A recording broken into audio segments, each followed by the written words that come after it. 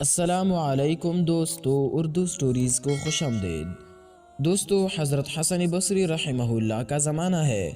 آپ کی ایک شاگردہ جو باقاعدہ آپ کا درس سننے آتی تھی، نہایت عبادت گزار تھی۔ اس بیچاری کا جوانی میں خاون چل بسا۔ اس نے دل میں سوچا، ایک بیٹا ہے، اگر میں دوسرا نکاح کر لوں گی تو مجھے دوسرا خاون تو مل جائے گا، لیکن میرے بچی کی زندگی برباد ہو جائیں گی۔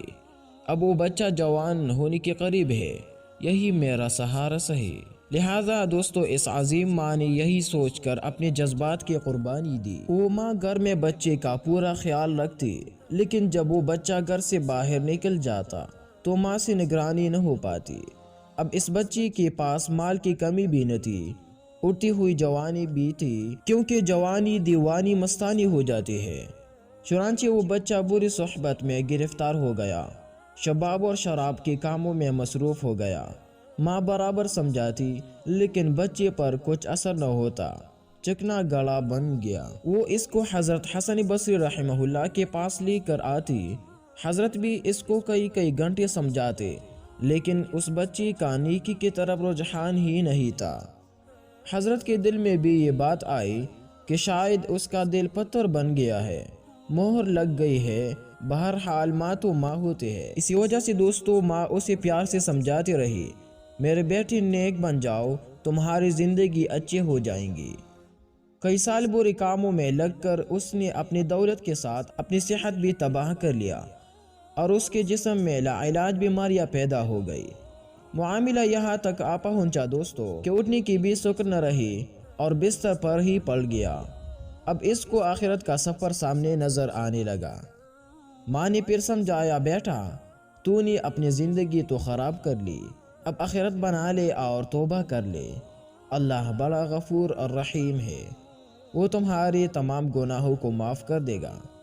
جب ماں نے سمجھایا، اس کے دل پر کچھ اثر ہوا۔ کہنے لگا، ماں میں کیسے توبہ کروں، میں نے بہت بڑے گناہ کی ہے۔ ماں نے کہا، بیٹا حضرت سے پوچھ لیتے ہیں۔ بیٹے نے کہا، ماں اگر میں فوت ہو جاؤں تو میرا جنازہ حضرت حسن بصری رحمہ اللہ پڑھائے۔ ماں حضرت کے پاس گئی۔ حضرت کھانے سے فارغ ہوئی تھے اور تھکے ہوئے تھے، اور درس بھی دینا تھا، اس لیے قیلولہ کے لیے لیٹنا چاہتے تھے۔ ماں نے دروازہ کھٹکھٹایا، پوچھا کون؟ عرض کیا، حضرت میں آپ کی شاگردہ ہوں، میرا بچہ اب آخری حالت میں ہے، وہ توبہ کرنا چاہتا ہے، لہٰذا آپ گھر تشریف لے چلے۔ حضرت نے سوچا، یہ پھر دھوکہ دے رہا ہے اور میرا وقت ضائع کرے گا اور اپنا بھی کرے گا۔ سالوں گزر گئی، اب تک کوئی بات اثر نہ کر سکی۔ اب کیا کریں گے؟ کہنے لگی، میں اپنا وقت ضائع کیوں کروں، میں نہیں آتا۔ ماں نے کہا، حضرت اس نے تو یہ بھی کہا کہ اگر میرا انتقال ہو جائے تو میرا جنازہ حضرت حسن بصری پڑھائے۔ حضرت نے کہا، میں اس کے جنازہ کی نماز نہیں پڑھاؤں گا، اس نے تو کبھی نماز ہی نہیں پڑھی۔ اب وہ شاگردہ تھی، چپ کر گئی، روتی ہوئی گھر آ گئی۔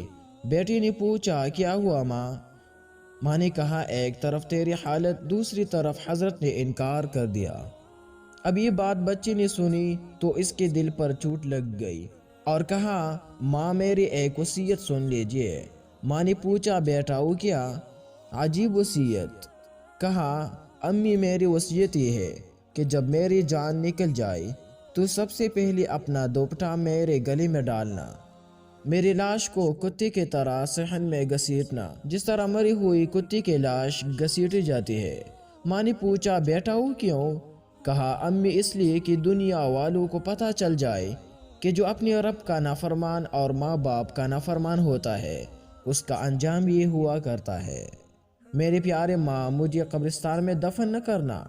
ماں نے کہا، وہ کیوں؟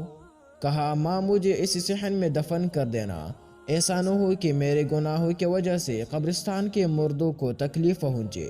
جس وقت نوجوان نے ٹوٹے دل سے عاجزی کی یہ بات کہی تو پروردگار کو اس کی یہ بات اچھی لگی، روح قبض ہو گئی۔ ابھی روح نکلی ہی تھی، ماں آنکھیں بند کر رہی تھی تو دروازے پر دستک ہوئی۔ پوچھا، کون؟ جواب آیا، حضرت حسن بصری۔ کہا، حضرت آپ کیسے؟ فرمایا، جب میں نے تمہیں جواب دے دیا اور سو گیا، خواب میں اللہ رب العزت کا دیدار نصیب ہوا۔ پروردگار نے فرمایا، حسن بصری تو میرا کیسا ولی ہے؟ میرے ایک ولی کا جنازہ پڑھنے سے انکار کرتا ہے۔ میں سمجھ گیا کہ اللہ نے تیرے بیٹی کی توبہ قبول کر لی ہے۔ تیرے بچی کے نماز جنازہ پڑھنے کے لیے حسن بصری کھڑا ہے۔ اے اللہ، تو کتنا کریم ہے کہ مرنے سے چند لمحہ پہلے اگر کوئی بندہ شرمندہ ہوتا ہے تو اس کی زندگی کی گناہوں کو معاف کر دیتا ہے۔